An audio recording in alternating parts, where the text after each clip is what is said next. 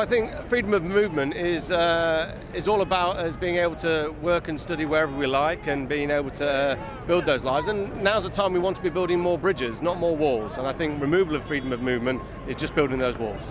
I think it's incredibly important that people should be able to travel where they want, because intellect has no borders, expertise has no borders. And our ability to understand culture and to travel is one of the things that makes us so important as a world. And it broadens people's horizons and people's knowledge just by experiencing other cultures and trying to prevent our ability to move or to experience new things, or by restricting that idea that we live in a world and not somewhere restricted by borders it's really detrimental, not just for the country but the whole world.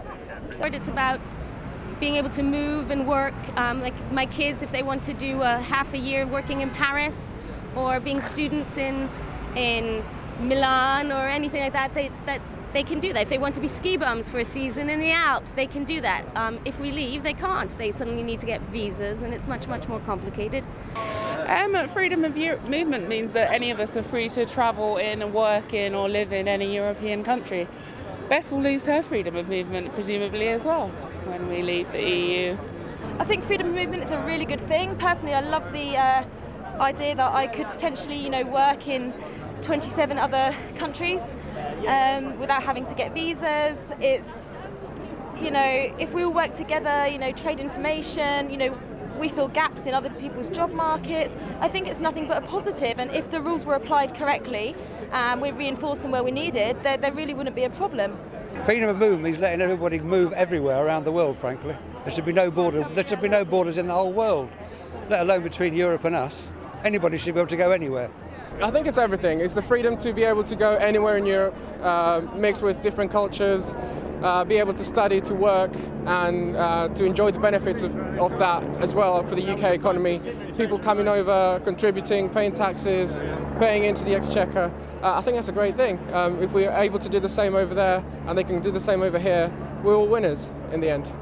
Freedom of movement is absolutely essential, and it is a principle. The truth is that people move to do what they need to do in their lives, like whether that's escaping persecution or war, or whether it's moving because of poverty or impoverishment of countries around the world because of the imperialist kind of policies of the richer nations.